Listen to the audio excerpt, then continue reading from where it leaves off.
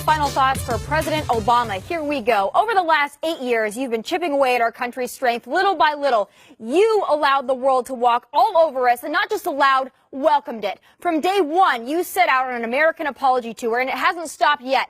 You cowered under the table as Iran played us with this so-called nuclear deal. You made a pit stop in San Bernardino on your way to Hawaii as the victims of the San Bernardino terrorist attack were laid to rest. You sat at a baseball game with the Castro family as radical Islamic terrorists attacked. You declared a red line in Syria only to fall back in an act of utter weakness and embarrassment.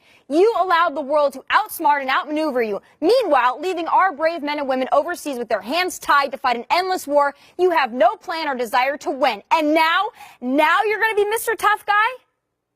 Our goal continues to be to send a clear message to Russia or others not to do this to us, because we can do stuff to you.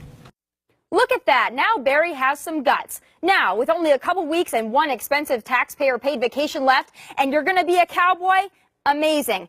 You got us into this mess. It was your administration that failed us in everything from health care to immigration and, yes, cybersecurity.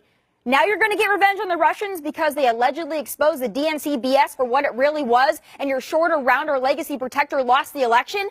Convenient time to grow a spine, bud. If you want to blame someone for Hillary's loss, for the utter defeat of the entire Democratic Party on November 8th, 2016, blame yourself. Blame your failed presidency.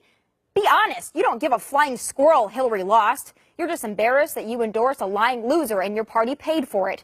You're embarrassed because you full well know this election was a referendum on your presidency.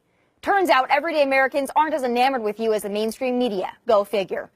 Trump didn't win because of a white lash, James Comey, voter fraud, fake news, or the Russians.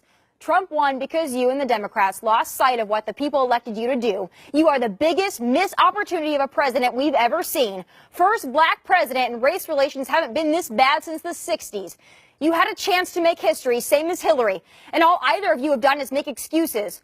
When we say make America great again, we are directly referring to your mistakes. It's time to lead from the front again, and that's exactly what we're going to do on day one.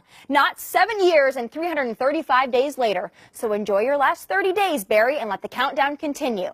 Those are my final thoughts. Follow me on Twitter and Instagram at Tomi Lahren from Dallas. God bless, and take care.